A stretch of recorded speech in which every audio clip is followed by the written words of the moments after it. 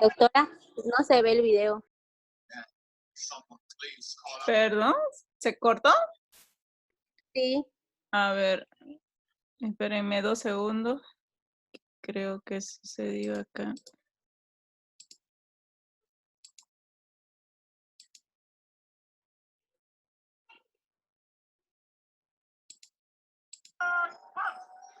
Ahora sí, ¿no? Sí. Ah, ya.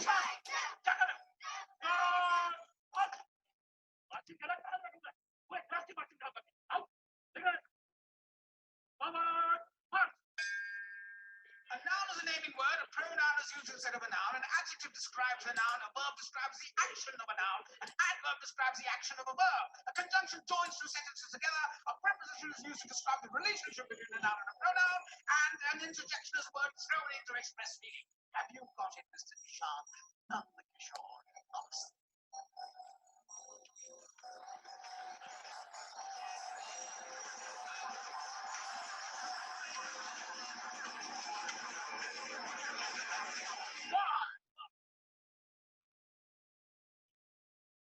Why can't you?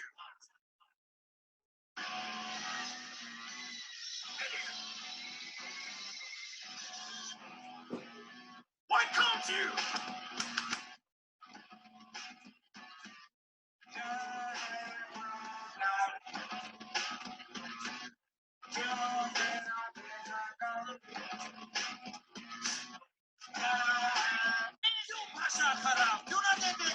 You got the night you try. Why can't you?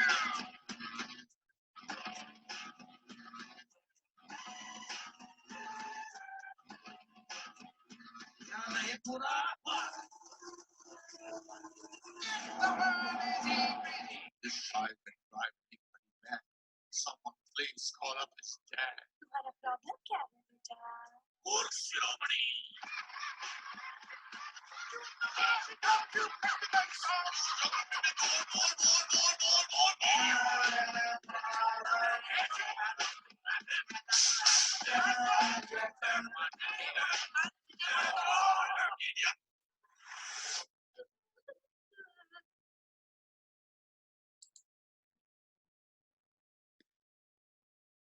Bueno, se las dejo ahí en suspenso para que así ustedes puedan ir y buscar la película. Bienvenidos, yo soy Fono, yo soy Jennifer y el día de hoy vamos a hablar sobre la disgrafía.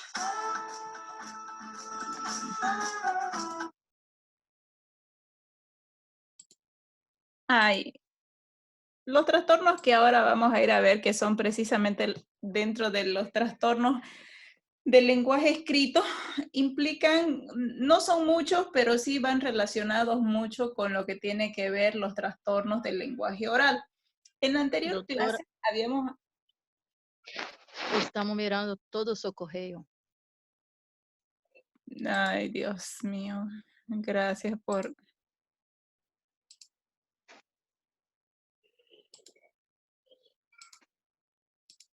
Ahora sí, ¿no? Ahora sí. Ahora sí, muchísimas gracias. Bueno, en la anterior clase habíamos hablado sobre los trastornos del lenguaje oral y particularmente había una dificultad que tenía que ver con la dificultad de leer y que tenía el nombre de dislexia, si recuerdan. Ahora, vamos a hablar de estos trastornos del lenguaje escrito, pero les comento que tiene mucha relación y guarda así una estrecha relación con lo que significan los trastornos del lenguaje escrito, porque todo va conectado. Lo que se escucha es lo que al mismo tiempo se va a lograr comunicar. Entonces, dentro del lenguaje escrito, evidentemente hay una notable diferencia. El lenguaje oral nosotros lo aprendíamos a través del contacto, ¿no es cierto? O sea, copiábamos lo que nos enseñaban nuestros padres y de alguna manera esto iba creciendo en número de palabras, de acuerdo también a la estimulación que teníamos en el ambiente, pero mismo así, los trastornos del lenguaje no llegan a ser por ese contacto que se adquiere, sino aquí realmente ya implica una serie de mecanismos mucho más complejos y que van a necesitar de un apoyo, que van a necesitar además de la función de nuestros órganos sensoriales y neuroanatómicos de una forma normal, y además vamos a necesitar seguramente un tiempo mucho más prolongado para poder llevar a cabo desde el inicio hasta la comprensión de la misma palabra que se tenga que redactar. Entonces, como ven, es algo que va avanzando de acuerdo también a las etapas del niño y a las edades en las cuales va a ir transcurriendo. Porque no nos olvidemos de que teníamos también, cuando habíamos hablado sobre motricidad, la parte motora donde implica la motricidad fina y la motricidad gruesa. Entonces, la gruesa, aquella que tendía a sostener objetos que sean mucho más grandes, que no precisen de algo fino para realizar, no se podía utilizar el colocar un punto, nada de eso, ¿no? Que en la motricidad fina ya implica una serie de mecanismos, tanto en el distanciamiento entre letra y letra, entre el mismo tamaño que se mantenga entre letra y letra, entre lo que se le diga para que escriba. Entonces ya tiene otra significancia que llega a ser un poco perturbadora para la persona que va a llegar a padecer de estos trastornos.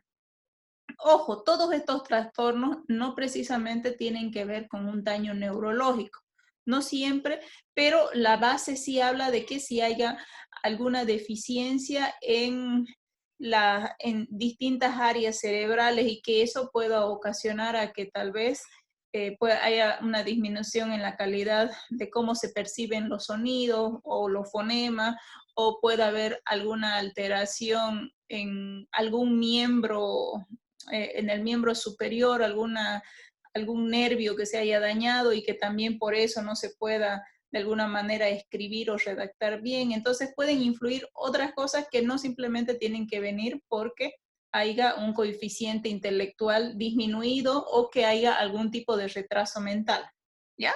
Esto es importante que los tomemos en cuenta. Cuando hablamos de retraso, cuando hablamos de trastornos del lenguaje escrito, vamos a hablar entonces específicamente a los trastornos que vienen a ser de acuerdo a la escritura de la palabra y de acuerdo a la redacción y la composición de lo que se está diciendo o de lo que se está transmitiendo para que se escriba. Entonces, todas estas incapacidades van a llegar a ser parte de los trastornos del lenguaje escrito. No nos olvidemos que todo esto inicia en la etapa infantil. 4 o 5 años, las edades en las que ya se debería ir aumentando en palabras, en números y en escritura además. Entonces, las perturbaciones de la escritura van a recaer sobre los mecanismos motores. Y todo esto va a dar lugares a dificultades en la escritura, que son las disgrafías. Entonces, todas estas perturbaciones de la escritura recaen sobre los centros mnemónicos, es decir, que miren la importancia de la parte de la memoria. Cuando hablamos de mnemónicos, estamos hablando recuerdos, inteligencia y memoria que van a estar precisamente asociados a qué se ha podido vivenciar o recordar sobre un hecho. Entonces, es importante el guardar en la mente imágenes para luego poderlas reproducir o lo que nos hayan dictado para poderlos posteriormente escribir en el caso de un infante, ¿no? Entonces, todo esto también es muy particular y se lleva a cabo tanto cuando se pierde totalmente la capacidad de escribir o la capacidad de poder leer, que es la agrafía y la alexia. Las zonas motoras que se van, las zonas anatómicas que se ven involucradas van a ser las mismas que para el área del lenguaje. Evidentemente no nos olvidemos que la zona de Wernicke o el área de Wernicke tenía que ver con la interpretación y la zona de Broca con la parte motora donde se va a realizar ya el proceso de la escritura. Pasamos, y estos van a ser los trastornos que vamos a poder ver. Tenemos la disgrafía, tenemos la agrafía y tenemos la alexia.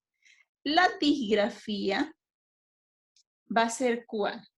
Se va a observar en dónde, en aquellas personas que tienen algún tipo de parálisis por alguna lesión en centros o en fibras nerviosas o motoras del miembro superior. Entonces van a tener dificultades para escribir, pero mismo así no va a significar de que tengan que confundir palabras. Entonces dificultades seguramente en la precisión, va a haber algún tipo de temblor, se va a manifestar o no van a poder sujetar bien el lápiz o el lapicero, entonces ahí se va a manifestar todo esto. Esto evidentemente tiene que ver en la parte central del sistema nervioso central y por eso es que vamos a poder observar eso en el paciente. ¿Cuándo se presenta y en qué casos? Miren, bueno, habíamos hablado de la parálisis cuando se ve afectado algún nervio, pero también en pacientes que tienen cronicidad con el consumo de alcohol, ustedes pueden notar de que tienden sus miembros superiores distales a temblar. Entonces, muy probablemente eso ocasione de que al momento de tomar en mano un lápiz o un lapicero, no pueda escribir o escriba totalmente desordenado o desorganizado y no siga líneas ni mantenga márgenes. Además de que también en pacientes con edades mayores a los 65, 70 años y de acuerdo también al grado de disfunción que hayan tenido o también las dificultades ya perceptivas que tengan. Ojo, esto no es una ley para todos los pacientes que sean mayores, ¿no? Pero de acuerdo a las capacidades que ya hayan disminuido en ellos, entonces se puede ver afectada esta dificultad. Pasamos y tenemos las disgrafías. ¿Y qué significan las disgrafías? Ya carecen o va a repercutir sobre los caracteres caligráficos. Ya esto se va a ver, miren, ahí hay unos ejemplos de cómo un paciente que tiene disgrafía escribe, que es muy parecido a todos a letras que en realidad no vienen encuadradas, no siguen una línea y a veces no se puede ni siquiera interpretar lo que dice ahí. Podemos ver también en algunos casos o estados emocionales en donde el paciente pierde el interés por realizar alguna actividad que tenga que ver con la escritura, episodios depresivos, estados como estos psicóticos de la esquizofrenia ya residuales o esquizofrenias muy desorganizadas, entonces pueden llegar a perder todas estas capacidades y tener esta alteración. ¿Qué es la agrafía?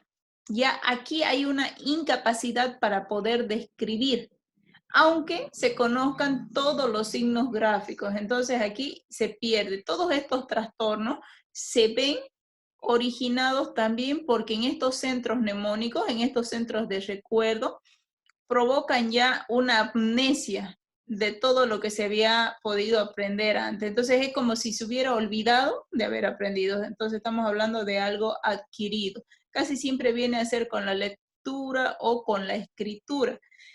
Y es lo que, o sea, la lectura y la escritura siempre se asocian a que se pierda la escritura.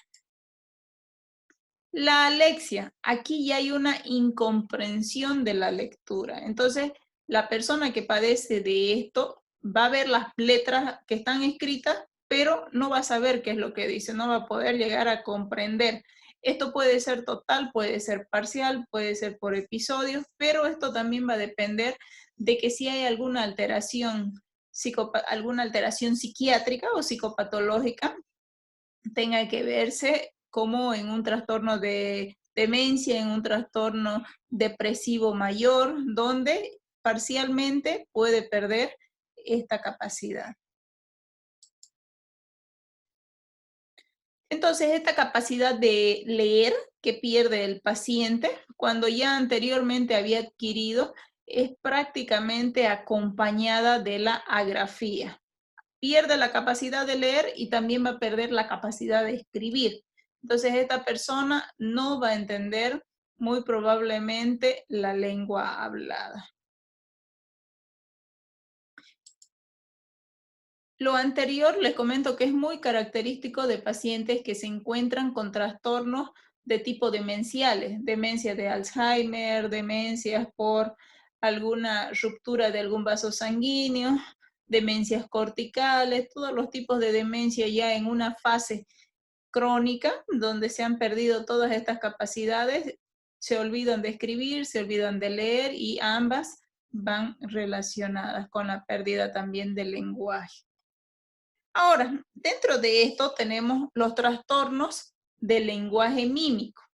Y aquí en los trastornos del lenguaje mímico particularmente entra todo lo que viene a significar los gestos y los movimientos y expresiones que va a demostrar la persona cuando quiere decir algo al otro.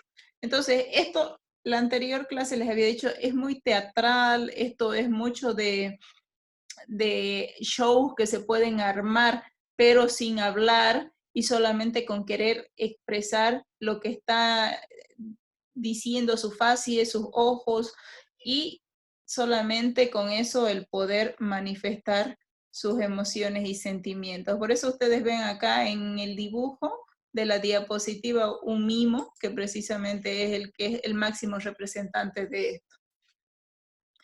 ¿Cuáles van a ser las alteraciones o los trastornos que se puedan ver acá? Vamos a tener la hipermimia, la hipomimia, la amimia y las paramimias. Dentro de todas estas alteraciones, está claro y creo que no hay por dónde salirnos de que si hablamos de hiper estamos hablando de que hay un aumento, si estamos hablando de hipo que hay una disminución de esos gestos, si estamos hablando de A que seguramente va a haber una abolición total, y paramimia que ya va a ser acá la diferencia a todo esto.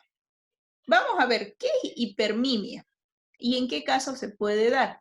Miren, acá se habla de que hay una exageración total de los gestos fisonómicos, es decir, de todos los gestos y los rasgos que se puedan hacer en el rostro.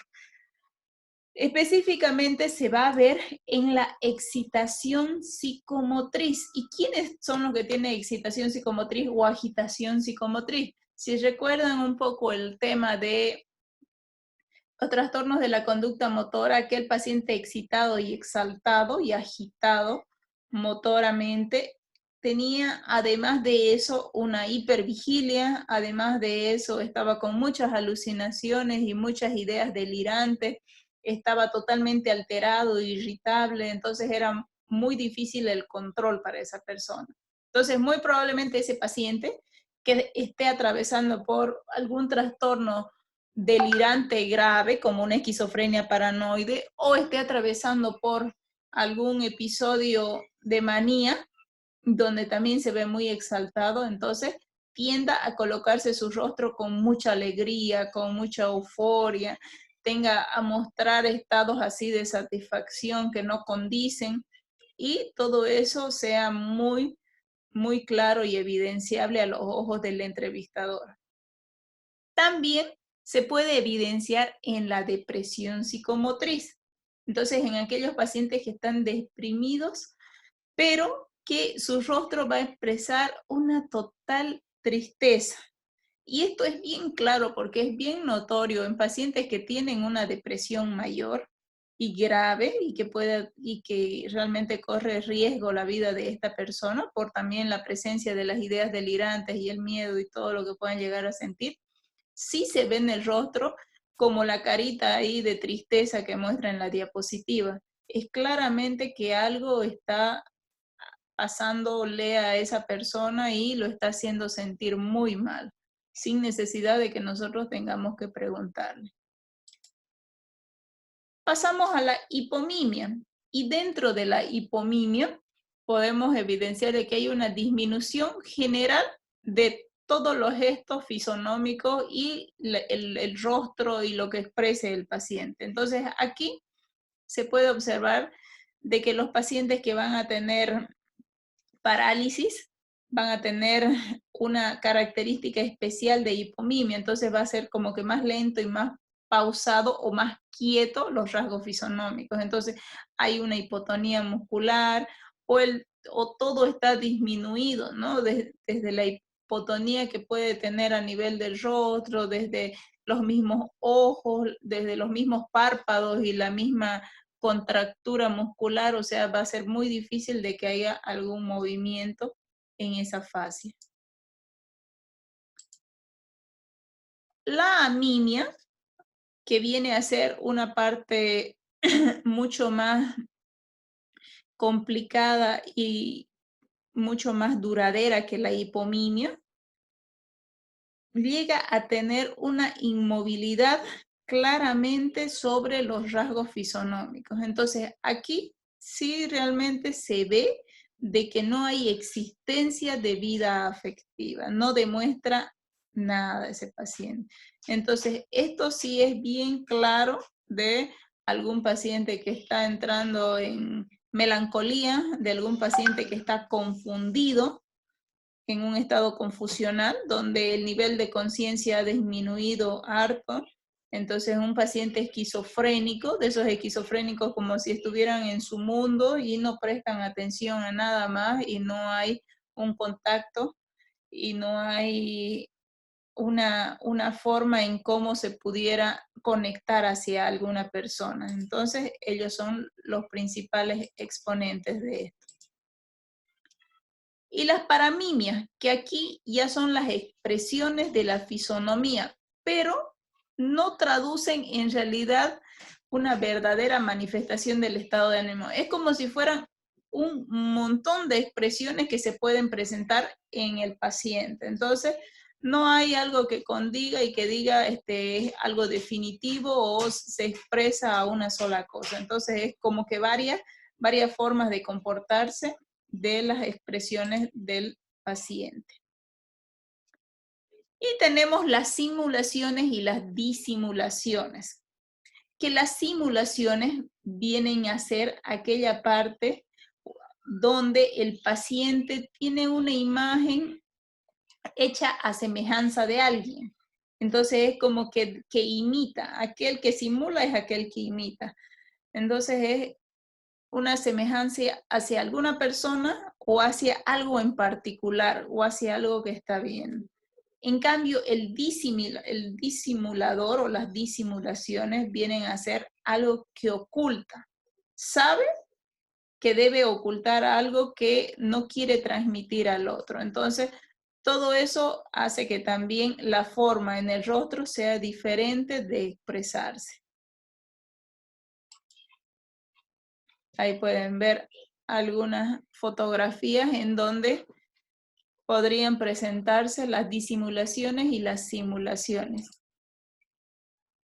Y bueno, con eso habríamos concluido la parte del lenguaje. Pero ¿qué queda? Resta decir sobre todo lo que va a ser nuestra exploración cuando vayamos a indagar a un paciente si tiene algún problema a nivel de la psicopatología del lenguaje. Primeramente, al explorar el lenguaje, nosotros tenemos que tomar en cuenta que el lenguaje no va solo. El lenguaje necesita tener ligado tanto el área cognitiva dentro de sus pensamientos, la inteligencia, la memoria, la persona para poderla evaluar necesitamos saber que está despierta, está en un nivel consciente, vigil, que esté atenta, que en realidad tenga la actitud y la voluntad para poderla evaluar, porque si no, no vamos a llegar a una evaluación adecuada del lenguaje. ¿Cómo vamos a evaluar? Primeramente hay que evaluar que el habla sea espontánea. Y cuando hablamos del habla espontánea, es decir, que al momento que nosotros le estamos preguntando algo al paciente, nos tiene que responder. No tenemos que forzar en ese momento, porque si ya estamos forzando y el paciente se ha quedado en mutismo, muy probablemente ahí ya sí esté asociado a algún tipo de trastorno psiquiátrico o neurológico. Entonces aquí el curso del lenguaje es lo que nosotros vamos a ir a evidenciar. Jóvenes y señoritas, voy a hacer un corte y los vuelvo a invitar, ¿ya? Ya. Por favor, porque si no...